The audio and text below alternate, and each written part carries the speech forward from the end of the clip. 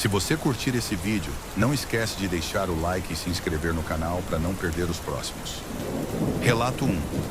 O sussurro na barragem. Ele me chamava do fundo das águas. Eu trabalhava como vigia noturno numa antiga barragem desativada no interior de Minas Gerais. O lugar era sombrio, abandonado, cercado por mata fechada e histórias mal contadas. Diziam que nos anos 80, um erro no sistema causou o rompimento da represa e uma vila inteira foi engolida pela lama. Centenas de mortos. Mas, como sempre, achava que era exagero de gente do interior. Nas primeiras semanas, só o silêncio e o som dos sapos. Até que numa madrugada fria, ouvi um sussurro vindo da direção das comportas. Achei que fosse o vento ou algum animal. Mas o som era claro. Ajuda! Peguei a lanterna e desci até a plataforma. A água estava parada, mas um cheiro de podridão tomava o ar. Quando iluminei a grade de drenagem, meu coração parou. Um rosto pálido e inchado me observava do outro lado. Olhos arregalados e boca semiaberta. Era como se estivesse preso ali, pedindo ajuda. Travei, pisquei várias vezes. Quando apontei de novo, não havia nada. Mas as noites seguintes só pioraram. O sussurro voltava, cada vez mais intenso. Começou a ecoar pelas paredes, pelo rádio da guarita e até dentro da minha mente. Ajuda, vem comigo.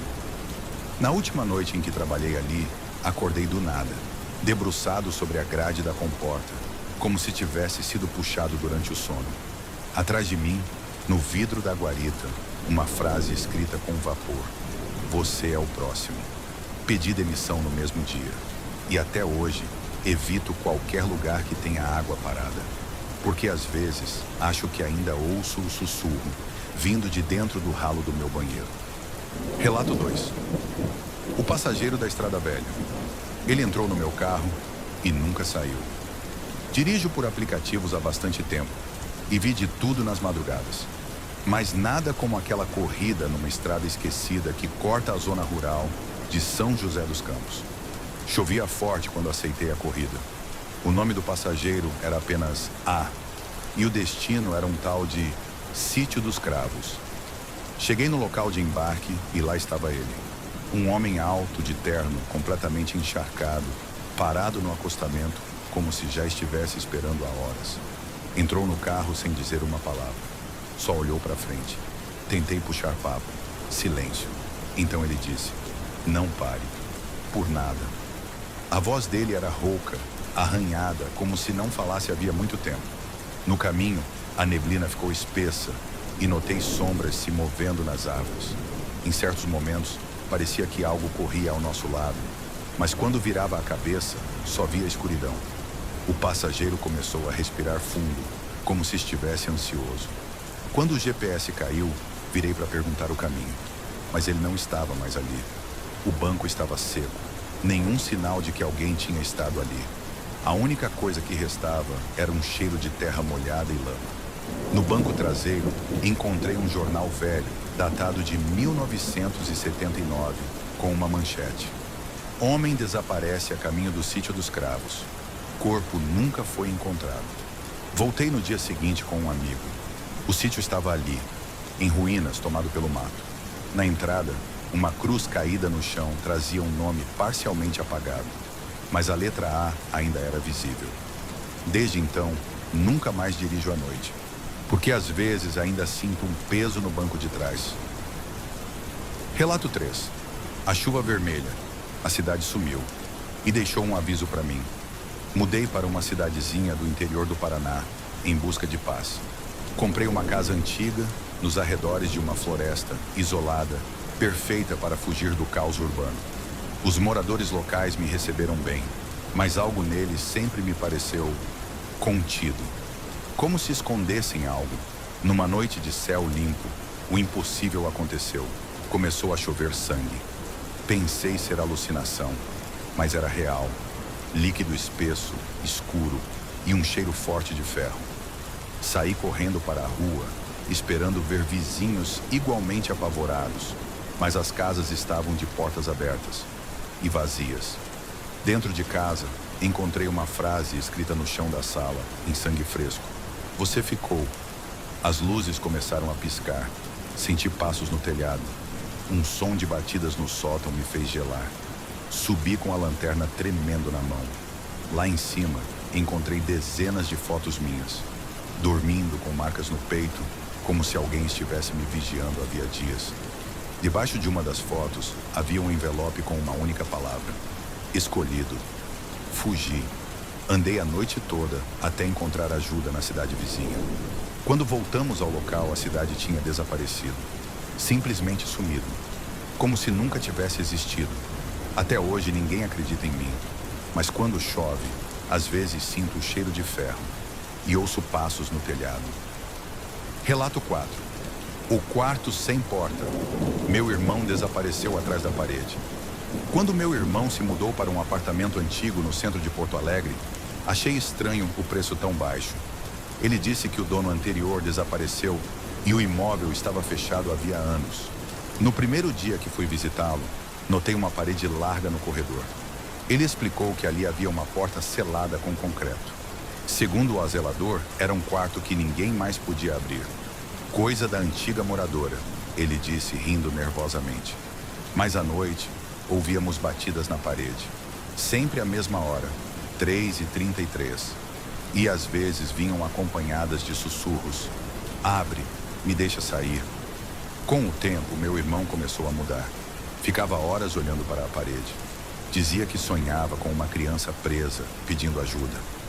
Uma noite, acordei com ele de pé diante da parede, em transe, arranhando o concreto com as unhas. Repetia: ele prometeu que vai me mostrar o que há do outro lado. No dia seguinte, ele não apareceu no trabalho. Arrombei a porta. A parede estava rachada e dentro havia um espaço vazio. Só marcas de mãos no chão e sangue nas bordas da parede. Nenhum sinal dele.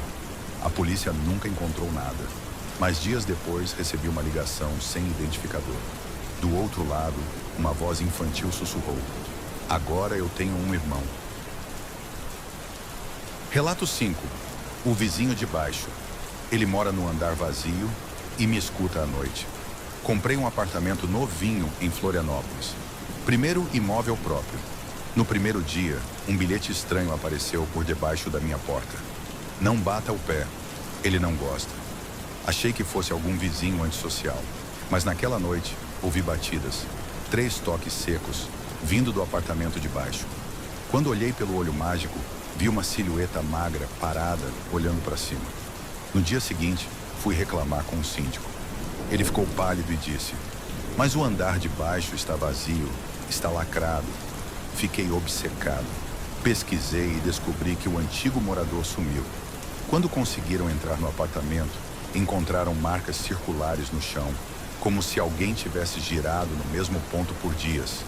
E desenhos nas paredes, círculos com olhos no centro. Certa noite, o som voltou, mas dessa vez as batidas vinham do meu teto. 3 batidas, sempre 3, como se alguém tivesse subido. Quando olhei no espelho do banheiro, vi por um segundo algo atrás de mim. Uma figura ossuda, de pele cinza, com olhos fundos e boca costurada. Mudei no dia seguinte, mas ainda recebo ligações do número 000-0000. Quando atendo, só ouço: toque, toque, toque. Relato 6. A mãe da névoa. Ela perdeu o filho e agora procura outro. Sou guarda florestal numa reserva ecológica do sul do Brasil. A mata é fechada, intocada. Um lugar lindo. Até começarem os relatos de caminhantes que sumiam ou ouviam o choro de uma mulher vindo da névoa. Fui até a trilha mais afetada. No exato ponto descrito pelos relatos, a névoa surgiu. Densa, gelada. E com ela, uma cantiga de ninar começou a soar entre as árvores. Vi uma rede pendurada entre 2 árvores. E nela, uma mulher de branco, embalada suavemente. Me aproximei devagar. Ela virou o rosto, sem olhos, apenas buracos escuros. Nos braços, um feixe de pano. Olha como meu filho dorme bem, ela disse. Congelei. Senti algo puxar meu tornozelo. Olhei para baixo. Mãos pequenas saíam da terra. Desmaiei. Quando acordei, era manhã e estava a quilômetros da trilha. Havia arranhões em meus braços e uma única palavra escrita na minha perna com sangue seco. Mamãe espera. Desde então, evitamos aquela trilha. Mas todo mês, alguém novo some por ali. E os que voltam dizem ter sentido um abraço, frio como a morte. Relato 7. A sala 13. O andar que o hospital esconde. Trabalho como técnico de enfermagem num hospital antigo, construído nos anos 40. Sempre ouvi rumores de que o hospital tinha um andar secreto, entre o segundo e o terceiro, chamado de Andar Fantasma. Riam disso, mas quem trabalha lá há muito tempo evita falar sobre a sala 13. Certa madrugada, faltando poucos minutos para o fim do plantão, o elevador parou sozinho no que parecia ser um andar inexistente. O número não apareceu no painel. As luzes estavam fracas. Saí confuso e vi um corredor coberto de poeira, com lâmpadas oscilando. No fim do corredor, uma porta. Sala 13. Empurrei a porta. Dentro, camas antigas, cortinas rasgadas e um silêncio pesado. Uma mulher deitada na maca virou o rosto lentamente. Estava pálida, os olhos completamente negros. Ela sussurrou: "Eles me esqueceram aqui, mas eu me lembro de todos." Tentei correr, mas quando voltei ao corredor, o caminho não existia mais. Só paredes fechadas. Ouvi sussurros em todos os lados. Alguém tocou meu ombro. Virei e vi um médico com a cabeça virada ao contrário. Desmaiei. Acordei numa maca no pronto-socorro, com colegas em volta. Disseram que me encontraram dentro do elevador, em choque. Ninguém acredita em mim, mas agora, toda vez que passo pelo segundo andar, o elevador insiste em parar. Sozinho. E no fundo do corredor, vejo aquela porta aparecer por segundos, sempre trancada, por enquanto. Relato 8. O homem no telhado. Ele me observa toda noite. Moro numa casa simples de interior, cercada por mato. Sempre gostei do silêncio do campo, até começar a notar passos no telhado durante a madrugada. Começava sempre às 3h03, um arrastar lento, como se alguém andasse devagar, observando. Primeiro achei que fossem gambás ou algum animal, mas certa noite ouvi algo mais. Um riso rouco, fraco. Fui para fora com a lanterna e por um segundo vi uma figura agachada no telhado. Magro, muito alto, com braços longos demais. Quando a luz o alcançou, ele desapareceu. Na manhã seguinte, havia pegadas no barro ao lado da casa, mas elas terminavam abruptamente na parede, como se ele tivesse subido direto. Dias depois, achei dentro do sótão um boneco feito de pano e cabelo humano. Preso nele, um bilhete. Eu escolhi sua casa. Não tente me tirar. Instalei câmeras, mas sempre que os passos começam, a imagem trava. E pela janela vejo a silhueta parada sobre mim, observando. Já tentei mudar de casa, mas ele me segue. A última casa que aluguei pegou fogo na primeira noite. Na parede que restou, havia uma frase escrita em cinzas: "Não é a casa, é você."